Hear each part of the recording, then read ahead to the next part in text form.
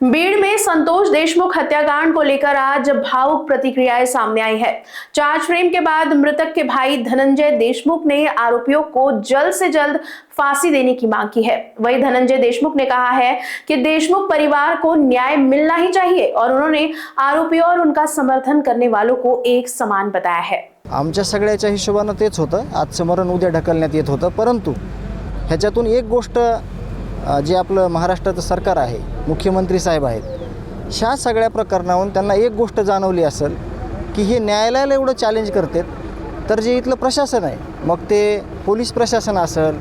महसूल प्रशासन असेल किंवा विविध हे जे प्रशासन आहेत, ते हे प्रशासन हे सगळे खंडणीखोर लोक कशा पद्धतीनं म्हणजे इथं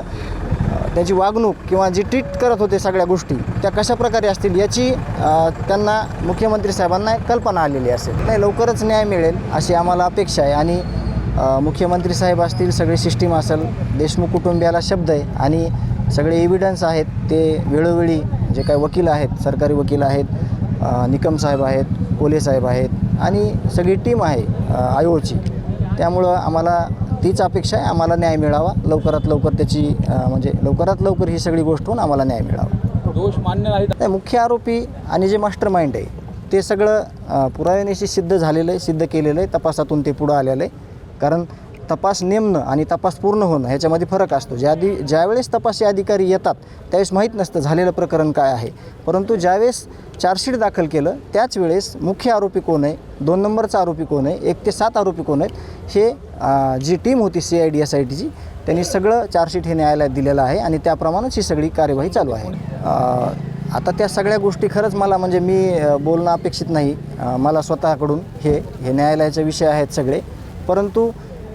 त्या टोळीचा प्रमुख कोण आणि त्या टोळीचा मालक कोण आणि टोळी चालवत होता कोण हे सगळं आयोगनी सगळं पुढं सिद्ध केलेलं आहे, तेच खरं आहे, त्याचे सगळे पुरावे आहेत आणि ते वेळोवेळी न्यायालयाला ते सादर करतील। चार्ज फ्रेम आज झाला आहे, तर माझी प्रतिक्रिया अशी आहे पहिली की आता आरोप निश्चिती झालेली आहे, तर लवकरच आरोपींना फाशीची शिक्षा झाली पाहिजे आणि देशमुख कुटुंबियाला आणि या लढाईत सगळे जे पीडित कुटुंब होतं आमचं देशमुख कुटुंब, सगळं गाव आणि ज्या पद्धतीने या सगळ्या लोकांनी या न्यायाच्या बाजूनं उभा राहिले त्या सगळ्या लोकांना न्याय पाहिजे आणि तेवढीच आमची सुरुवातीपासून मागणी। आम्ही न्यायाच्या प्रतीक्षेत आत्तापर्यंत आहोत। लवकरात लवकर आज चार्ज फ्रेम झाला आहे, आरोप निश्चिती झाली आहे, तर लवकरात लवकर आरोपींना फाशी होणं ही माझी प्रतिक्रिया आहे। मात्र कोर्टात त्याचे म्हणजे पश्चाताप झालेल्या गोष्टीचा हे बिलकुल आत्ता पण मागं पण सांगितलं तुम्हाला की झालेल्या गोष्टीवर पश्चाताप किंवा माणसाच्या आयुष्यामध्ये ज्या काही चुका होतात त्या चुका जर असल्या तर ते मान्य करून माणूस पुढं चालला तर त्या माणसाला कुठंतरी स्वीकारलं जातं, परंतु ह्याच्यामध्ये आरोपी आणि आरोपीची बाजू मांडणारे या लोकांना कुठंही या गोष्टीचा पश्चाताप नाही, कुठंही या गोष्टीला हे इतके अमानवीय आहेत की ह्यांच्या शरीरामध्ये हृदय नावाचा विषय मला आज तरी वाटतं आहे सगळी परिस्थिती बघून की नाही, यांना फक्त आता काही गोष्टी बोलता येत नाहीत, त्या गोष्टी झाल्या की बाकीचं लोकांच्या जीवाचं, निष्पाप लोकांचं कुठलंही देणं घेणं नव्हतं, हे परत एकदा सिद्ध झालं। चार्ज फ्रेम आज झाला आहे, तर माझी प्रतिक्रिया अशी आहे पहिली की आता आरोप निश्चिती झालेली आहे, तर लवकरच आरोपींना फाशीची शिक्षा झाली पाहिजे आणि देशमुख कुटुंबियाला आणि या लढाईत सगळे जे पीडित कुटुंब होतं आमचं देशमुख कुटुंब, सगळं गाव आणि ज्या पद्धतीने या सगळ्या लोकांनी या न्यायाच्या बाजूनं उभा राहिले त्या सगळ्या लोकांना न्याय पाहिजे आणि तेवढीच आमची सुरुवातीपासून मागणी। आम्ही न्यायाच्या प्रतीक्षेत आत्तापर्यंत आहोत। लवकरात लवकर आज चार्ज फ्रेम झाला आहे, आरोप निश्चिती झाली आहे, तर लवकरात लवकर आरोपींना फाशी होणं ही माझी प्रतिक्रिया आहे। त्याबद्दल मी आत्तापर्यंत बोललो नाही, मला तसं बोलता येत नाही जे काही कोर्टात होतं आहे ते, कारण ते मेरिटचे विषय आहेत, ते सगळे वकील साहेब बोलतात, परंतु ह्याच्यातून एक सगळ्यांना जे काही स्पष्टीकरण भेटलेलं आहे, पत्रकार बंधू सगळे तुम्ही मध्ये असतात,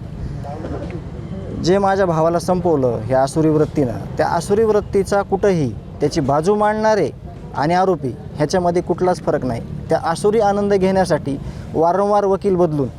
जे काय पेनड्राईव्ह मागणी करतात त्यांचे ते राईट आहेत, मागू द्या, परंतु तो जरी विचार केला निसता, ज्याच्या मनामध्ये हृदय आहे माणसाच्या, त्या माणसाला त्याचा विचार जरी केला तरी ते असं थक्क होतं जे मन, त्या मनाला प्रत्येक वेळेस आमच्या एवढ्या वेदना झाल्या, कारण का प्रत्येक वेळेस नवीन वकील, नवीन पेनड्राईव्ह ते त्यांचे राईट आहे, त्याबद्दल मला बोलण्याचा अधिकार नाही, परंतु ज्या आसुरी वृत्तीनं माझ्या भावाला संपवलं तेच रिपीट बघण्याचं जे यांचा अट्टास होता, त्याहून ही गोष्ट समजते की